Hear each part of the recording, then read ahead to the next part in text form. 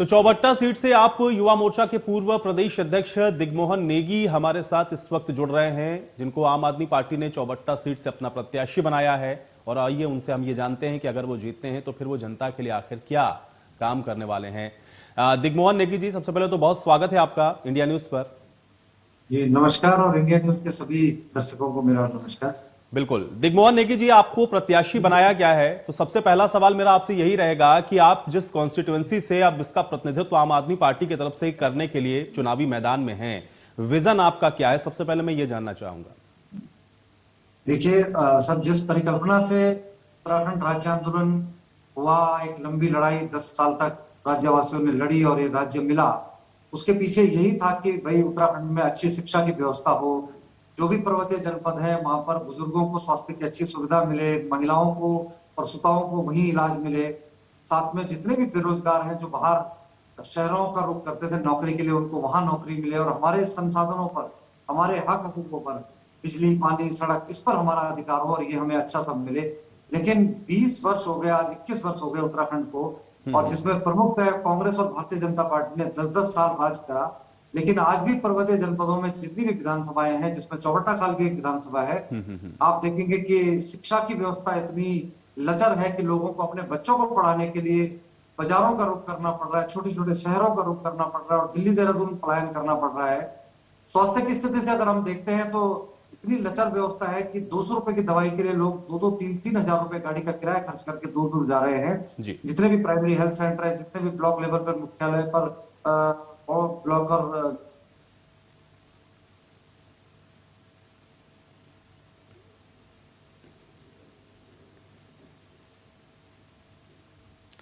तो चलिए, दिग्मोहन नेगी जी से शायद हमारा संपर्क टूट गया, हम दोबारा से कोशिश करेंगे, उनके साथ हम बातचीत करेंगे, क्योंकि अब उनको चौबट्टा खाल से आम आदमी पार्टी की तरफ से कैंडिडेट के तौर पर घोषित किया गया है। उनका विजन क्या है, वो किस प्राथमिकताओं के साथ आगे बढ़ रहे हैं, उसको वो बता रहे थे। क्योंकि इस बार उत्तराखंड का ये जो विधानसभा का चुनाव है बेहद दिलचस्प है। एक तरफ आप देख रहे हैं कि मौजूदा भारतीय जनता पार्टी जो कि सत्ता पक्ष में है, इससे पहले कांग्रेस पार्टी जो कि सत्ता में रही, दोनों ही पार्टियां अपने अपने दावों के साथ चुनावी मैदान में उतर रही हैं। लेकिन इस बार आम आदमी पार्टी की एंट्री जिस तरह से उत्तराखंड के अंदर हुई है, जिस विजन के साथ आम आदमी पार्टी ये कह रही है कि वो आगे बढ़ रही है, अब देखना यह है कि उसमें उसको सफलता कितनी मिलती है, और इसी पर हम लोग बातचीत कर रहे हैं। दिग्मोहन नेगी जी एक बार फिर से हमारे साथ जुड़े हुए, उनका मैं रुख कर लेता हूं। दिग्मोहन नेगी जी, आपकी बात अधूरी रह गई थी, मैं चाह रहा हूं कंप्लीट करें। जी। तो जैसा मैं कह रहा था कि हमारा विजन ये है कि उत्तराखंड में चौबट्टा खाल विधानसभा सहित जितने भी पर्वतीय जनपद हैं उनमें शिक्षा की व्यवस्था दुरुस्त हो, ताकि किसी मतलब गांव में रहने वाले गरीब से गरीब व्यक्ति का सपना साकार हो पाए कि उसका बेटा भी इंजीनियर बन सकता है, उसका बेटा भी डॉक्टर बन सकता है, वो भी एक उच्च अधिकारी बन सकता है। तो शिक्षा की व्यवस्था दुरुस्त करेंगे, जिस तरीके से आम आदमी पार्टी ने दिल्ली में शिक्षा की व्यवस्था दुरुस्त करी है। आज दिल्ली में 2.5 लाख बच्चों ने प्राइवेट स्कूलों से नाम कटा के सरकारी स्कूल में एडमिशन लिया है, क्योंकि उनको सरकारी स्कूलों में वर्ल्ड क्लास एजुकेशन मिल रही है। तो शिक्षा की व्यवस्था दुरुस्त करेंगे।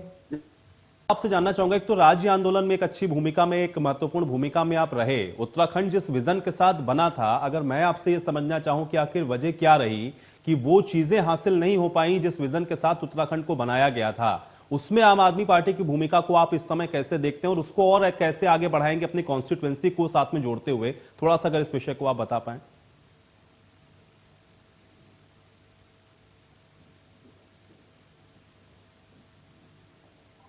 जी। जी, दिग्मोहन नेगी जी, आपको आवाज आ रही मेरी? जी जी, दिग्मोहन नेगी जी, विजन जो देखा गया था उत्तराखंड के गठन के समय में, उसमें जो उत्तराखंड को हासिल कर लेना चाहिए था 22 साल के अंदर, वो हमको नजर आता नहीं उस तरीके से। क्या वजह रही है कि वो पीछे रह गया? और उसमें आपकी कॉन्स्टिट्यूएंसी को मैं अगर मैं जोड़ूं, जिसको आप प्रतिनिधित्व करने के लिए आम आदमी पार्टी की तरफ से हैं, कैसे जोड़ेंगे उसके साथ, और किस विजन के साथ, किन की पॉइंट्स के साथ आप आगे बढ़ेंगे? देखिए, जैसे मैंने कहा कि 21 वर्ष आज उत्तराखंड को हो गए हैं, और इसमें प्रमुख है कांग्रेस और भारतीय जनता पार्टी ने बराबर 10-10 साल उन्होंने यहाँ सरकारें चलाई। लेकिन उनके पास पहाड़ को लेकर कोई भी ठोस विजन नहीं था। जिन लोगों ने इस राज्य के लिए आंदोलन करा, उन लोगों को दरकिनार कर दिया गया, और जिन लोगों ने कहा कि ये राज्य उनकी लाश पर बनेगा, उन लोगों को आगे कर दिया गया। इसी वजह से जो भी विकास का केंद्र बिंदु है वो देहरादून और नीचे के कुछ शहर सिमट के रह गया विकास, और जो पहाड़ है, जहां हमने परिकल्पना करी थी कि राजधानी गैरसैंण में होगी, हमारा पौड़ी और टिहरी, अल्मोड़ा, पिथौरागढ़ ये समृद्ध होगा, वो नहीं समृद्ध हो पाया। निश्चित तौर पर इसमें दोनों ही दल जिम्मेवार हैं। चौबट्टा खाल विधानसभा के परिप्रेक्ष्य में मैं कहना चाहूंगा कि इन 20 वर्षों में वहां पर 15 साल तक एक ही परिवार रहा है, वही 10 साल कांग्रेस में रहे और अब भारतीय जनता पार्टी में प्रतिनिधित्व कर रहे हैं।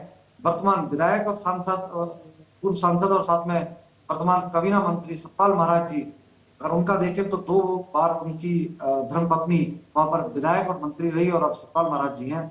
इन 15 सालों में उन्होंने पूरी विधानसभा को पीछे ले जाने का काम करा है। वहां पर न शिक्षा की व्यवस्था दुरुस्त हुई, न वहां पर स्वास्थ्य की सुविधाएं ठीक हुई, न वहां पर लोगों को, युवाओं को रोजगार की कोई व्यवस्था मिल पाई, नहीं वहां पर कई गांव आज भी ऐसे जहां पर आज भी पानी नहीं पहुंचा है, सड़कों की बदहाल स्थिति है, जबकि पीडब्ल्यूडी मंत्री हैं। और इसके अलावा जो हमारे अधिकारों पर हमारे ऊर्जा प्रदेश में बनने वाले यहाँ की बिजली है, वो वहां की जनता को महंगी मिल रही है। तो निश्चित तौर पर ये विधानसभा बहुत पीछे गई है। अब जनता वहां पर काम की राजनीति चाहती है। उनको वो व्यक्ति चाहिए जिसको वो आसानी से मिल सकते हैं, जिससे वो अपनी बात रख सकते हैं और जो उनका काम कर सकता है। निश्चित तौर पर जनता ने देखा है दिल्ली में अरविंद केजरीवाल की सरकार को, उनके कामों को, क्योंकि किसी न किसी परिवार से कोई ना कोई व्यक्ति दिल्ली में रहता है, तो लोग आज। एकदम आखिरी सवाल मेरा आपसे ये है, क्योंकि एक बड़ी समस्या जब हम लोग देखते हैं पहाड़ों की, अगर स्पेसिफिकली मैं चौबट्टा खाल या फिर और भी तमाम जो पहाड़ी आसपास की जो भी वहां की कॉन्स्टिट्यूएंसी उनका जिक्र करूं, पलायन एक बहुत बड़ा इशू है। क्योंकि आपने कहा कि वो विकास जो 22 सालों में होना चाहिए था वो वहां तक नहीं पहुंचा। हर एक चीज उसी के साथ जाकर जुड़ती है। अगर विकास होगा, समृद्धि होगी, संपन्नता होगी तो पलायन होगा ही नहीं। वो रोकेंगे कैसे आप, और वो कैसे पहुंचाएंगे अपने इस कॉन्स्टिट्यूएंसी के अंदर, अगर उसको आप बता पाए, ठोस रणनीति क्या है उसके लिए? सर, आप अगर देखेंगे कि इस कोरोना काल में लोगों ने वर्क फ्रॉम होम का जो रहा ट्रेंड, मैं ये कहना चाहता हूं कि मैन्युफैक्चरिंग और सर्विस इंडस्ट्री 2 हैं। इन 21 वर्षों में अगर दोनों ही सरकारें चाहती तो सर्विस इंडस्ट्री को पहाड़ों पर पहुंचाया जा सकता था। जिस तरीके से गुड़गांव में, नोएडा में, बेंगलोर में, पुणे में और हैदराबाद में तमाम आउटसोर्सिंग कंपनियां, आईटी कंपनियां, कॉल सेंटर्स लगे। जरूरी नहीं है कि नोएडा बैठकर अमेरिका के क्लाइंट को ही नोएडा बैठकर ही डील किया जा सकता है, वो पौड़ी से भी हो सकता था वो कॉल सेंटर संचालित। लेकिन उसके लिए वो प्रतिबद्धता चाहिए, उसके लिए वो दृढ़ संकल्प चाहिए और उन लोगों को वो विजन दिखाना पड़ेगा। मैं आपको बताना चाहूंगा कि अभी एक नया हब क्रिएट हो रहा है त्रिची में।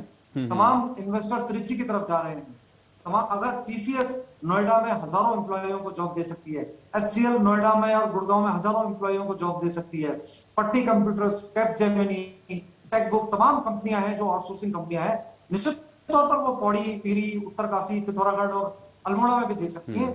लेकिन उसके लिए हमारे पास वो विजन होना चाहिए, वो रोड मैप होना चाहिए।